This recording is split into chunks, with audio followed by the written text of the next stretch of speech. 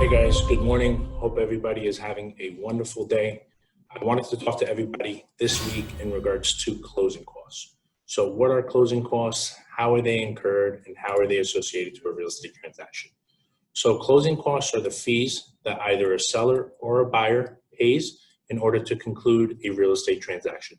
Closing costs is generally done and paid for at the day of closing. Closing costs can contribute from anywhere from $6,000 to $9,000 on average, sometimes a little bit less, sometimes a little bit more. And closing costs are mainly comprised of a bunch of different items.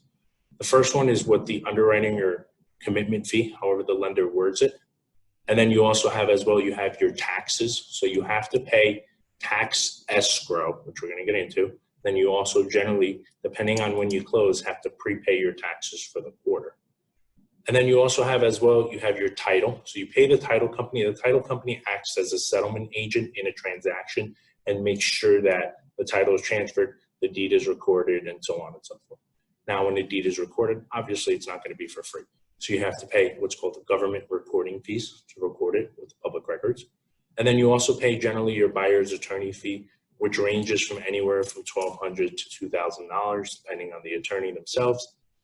And then last you also have is, as I mentioned, escrow. So escrow is something that you pay for, and the easiest way to contribute it is it's like a little piggy bank safe on the side. Usually you have to pay for home insurance. You have to pay 1 year upfront. And then in addition, you have to pay 2 or 3 months of home insurance. That's once again kept in the little piggy bank.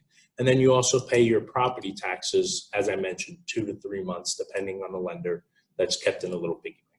This is something new that was attributed, especially after the crash. If you were afraid for, God forbid, not pay your mortgage, the lender has the ability to tap into that escrow and actually cannot, if your escrow exceeds $50, they must by law give it back to you. You will always get an annual escrow notice at the end of the year telling you more or less what is in your escrow. And if you need to add into it, say your property taxes increase, your home insurance increase, or if there's an addition in excess of $50, they have to give it back to you. So that's some of the questions that I get a lot in regards to closing costs. So realtors, lenders, clients, anyone out there, if you guys